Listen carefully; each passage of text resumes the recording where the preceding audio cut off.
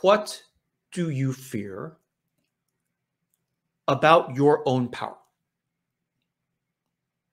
Okay. For example,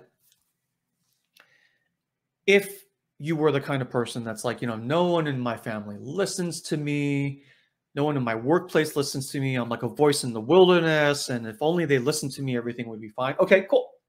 What if everyone in your family, and wave a magic wand, actually listened to you and did what you told them to do? What is actually the scariest thing about that? Right now, I can think of a dozen things that would be terrifying about that for anyone. But what is the scariest thing about that for you? If everyone in your family actually listened to you, took your advice as commandments, and did what you said, what is the scariest thing about that for you? Another example, it could be around ego power and money. So let's say you had instantly wave a magic wand. You had $30 million in the bank right now. So a very stunning, large reflection of one reflection of your own personal power. What, if anything, would be scary about that? Right? For instance, would you be like, oh my gosh, like people would be knocking on my door day and night, wanting to ask me to like borrow money or want money for these projects, these charities. Family members would appear out of the woodwork. I have no boundaries, so I don't like that. That would be terrifying. Or if people knew I had that much money, like people would only love me, people only date me, people only be friends with me only for my money. Right? Or I might use the money to buy things that will make people envy me, and then I will lose friends because they can't keep up with my vacations and purchases and everything, which often happens in real life.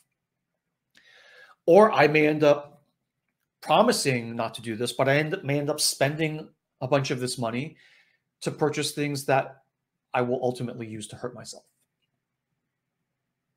Okay. So that's the first part of the exercise. Imagine these huge inflows of power, everyone listening to you in the workplace and family, everyone, having just huge, raw financial power. What would be terrifying about those things?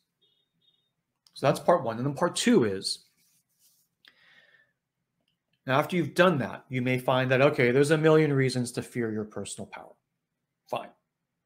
Right? If we're really honest, there's a million reasons to not want the $30 million. Maybe there are a million reasons to want it too. That's fine. I'm just saying it's not all upside. There's potential downside as well. And so the counter question is, if the first question is what is scary about it, the second question is, what is the transformational purpose of power, of those scenarios of power? So, for instance, in that same scenario, if everyone in your family would listen to you and do what you say, there's all kinds of reasons that would be terrifying. But on the other side, if everyone in your family would listen to you and do what you said, and we'll keep this very simple and laser focused, if you could only change one thing in your family overall,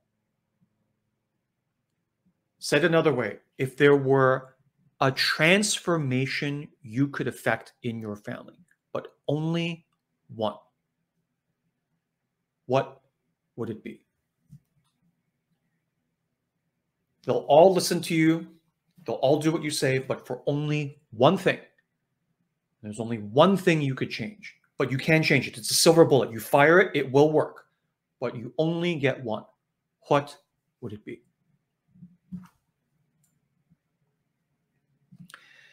In the money example, if you had all that money in the bank, $30 million, okay, all kinds of reasons you could fear it and over. So put all that aside. On the other side, the scenario is you have the $30 million in the bank, but you can only do one thing with it, and you have to do it tomorrow at 8 a.m. because you're going to lose it anyway. What is the one transformation you would affect with that money? And no, transferring it to gold bars so you keep the money doesn't count. Nice try, though. Nice try. Right? You have to use it, put that ego power, all of it to work in one shot.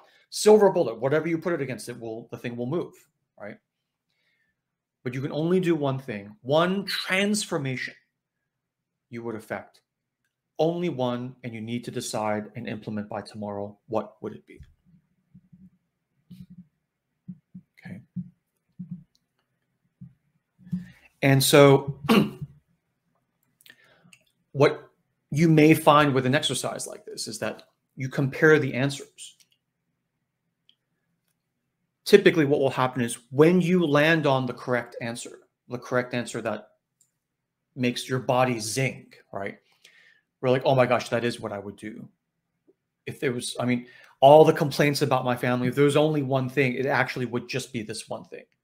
I mean, I practically give my life, my left arm, for this one thing to happen in my family. Right? Everything else is cleanup. We could deal with it. But if this one thing happened, we would be there.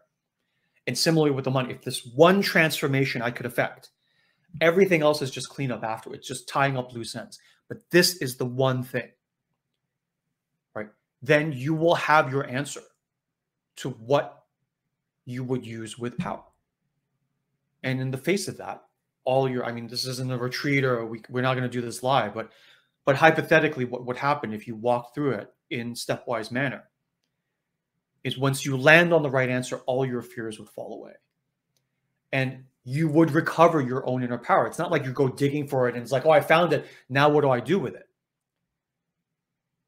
Right? It's like your inner board of directors, for those of you who've done healing with me, they have already voted. They have the power to call back power anytime. All of your suppressed power can come back to you in an instant. But it's a hung jury. It's 5 versus 5, and like nothing moves. When they all agree and the vote is 10-0, this is the thing we do with power. This is the meaning and purpose of our life. You don't have to look for power. You say, this is the thing. It's 10-0 vote. The power comes back on its own. The army is always there. It knows what to do. It's just waiting for an order. Right? You're like, well, it's like, yeah, I know you're like the weaker one in the family. It's like, do you not have a voice? Can you not? Are you physically not able to like pound your fist on the table? Right? It's like, of course you can. You don't, because you suppress it. And there's all kinds of reasons you suppress it. But when you align to the point where you're like, this is the silver bullet. If I had only one silver bullet and I had to fire it tomorrow, this is what I would fire it on. Then like all the things you promise you won't use power, all the naughty things all fall away. It's like, yeah, whether I do those things or not is none of your business. This is the one thing I am decreed, right, through my body, through my being, through my bliss, all of it, to effect with whatever power I have. 30 million, 30 billion, it doesn't matter. This is the thing. Once you hit on that and touch the jugular of it, power flows through you automatically, because this is like the meaning and purpose of your life. All the obstacles fall away. And I mean, sometimes the exercise itself is terrifying because you realize the one thing you're supposed to be doing, that you want to do, that is your bliss to do, will often be the one thing you were told in childhood you were not allowed to do, or else you would lose love, right? Long story short. So yeah, it's simple when I lay it out like that at the end of the a live sacred space session, but I'm not saying it's easy, right? I mean, that's why there's all this support we give to do this kind of work. It's just like scoring a goal in the World Cup. It's like, it's simple, just kick the ball into the net, but it doesn't mean it's easy. There are complications, there's all these fears, there's another team opposing us for now. But if we get to the point where all 22 players on the team are trying to put the ball in one of the goals, it will happen, right? It doesn't matter how hard it seemed before. Once you're aligned, it happens thoughtlessly, automatically. Okay. So anyway, that's the exercise. Do it only if you want. And if you have thoughts on it, send me email. I'd love to hear people's experiences with it. Okay, so so that's all we had for the session. And now I'll go ahead and close the session. The next session is next month. It's free. It's open to the public. Please feel free to invite others. Let me put the link down. One thing we might start doing again is doing Q&A in these sessions. Let me know if you all are interested. And the way to do that is I would just invite everyone watching the session, especially if you've watched to the end. So you get extra bonus points. Go ahead and go into the link for the next session. And if you have questions for me on anything, on a program you're doing, question about life in general, world events, questions about the exercises I've shared here, past exercises, go ahead and post those. There's a way to post questions, not in the chat, please, but there's a special question section. You can post questions as soon as you can. So before next month's session, Gary and I will go in, look at what questions have been posted. And if there's some good, interesting questions there, we may just do a Q&A session of the next Sacred Space. So again, only if you want, but that's something we'll just offer to the intrepid souls that have been listening all the way to this point in the Sacred Space session. Okay, so with that, I'll go ahead and close this session for us now and send you on your way. So I hereby close this session of our shared sacred space.